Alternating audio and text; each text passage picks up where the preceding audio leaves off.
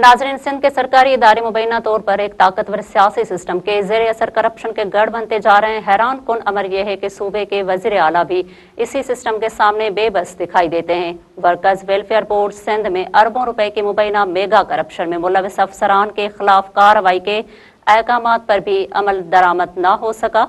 मज़ीद तफसीलात के लिए देखते हैं कराची से कमर मेमन की यह खुसूसी रिपोर्ट।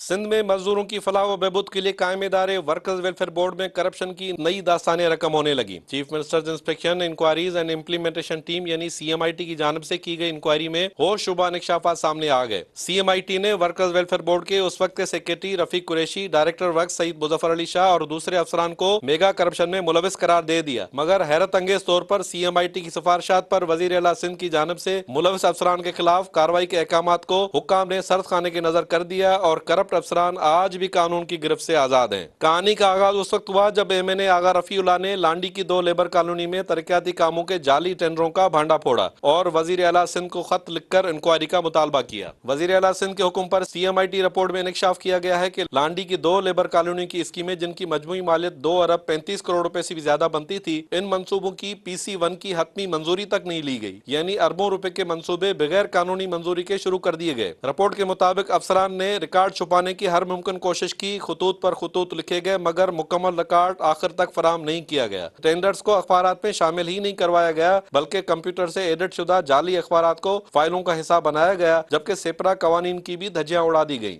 CMIT रिपोर्ट के मुताबिक बिड डॉक्यूमेंट में खुल्लम खुल्ला रद्दोबदल किया गया, ठेकेदारों की बोलियों में जालसाजी से करोड़ों रुपए का इजाफा किया गया और हैरान कुन तौर पर मनपसंद ठेकेदारों को बगैर काम के एडवांस में अदायगियां कर दी गई, जबकि उनसे 5% परफॉर्मेंस गारंटी तक नहीं ली गई। रिपोर्ट में कंसल्टेंट फर्म मेसर्स आतिफ नजर को इस मेगा करप्शन का मरकजी जिम्मेदार और सहूलतकार करार दिया गया है, जिसने गलत डिजाइन, जायद तखमीनों और गैर शफाफ टेंडरिंग के जरिए इस करप्शन को मुमकिन बनाया। CMIT ने वाज़ेह तौर पर उस वक्त Rafiq Qureshi, director work Saeed Muzaffar Ali Shah, director finance Basit, deputy director Faisal और AD सरफराज को इस मेगा करप्शन में मुलविस करार देते हुए उनके खिलाफ सख्त मुकम्मल कार्रवाई की सिफारिश की थी। उसके साथ साथ CMIT की जानिब से कंसल्टेंट कंपनी मेसर्स आतिफ नजर और मुलविस ठेकेदारों के खिलाफ भी सख्त कार्रवाई और जारी रकूम की वसूली की सिफारिशात को वजीर आला सिंध ने मंजूर करते हुए कार्रवाई की हिदायत जारी की। लेकिन हैरत अंगेज तौर पर हुक्काम ने सूबे के चीफ एग्जीक्यूटिव के अहकामात भी सर्द खाने की नजर कर दिए। यहाँ सबसे बड़ा सवाल यह है कि अगर सब कुछ साबित हो चुका तो कार्रवाई क्यों नहीं? वर्कर्स वेलफेयर बोर्ड सिंध के करप्ट अफसरान ने तरक्याती कामों के बद में कुल 28 जाली टेंडर्स के जरिए 14 अरब रुपए की करप्शन की। सिर्फ 2 टेंडर्स की इंक्वायरी की गई,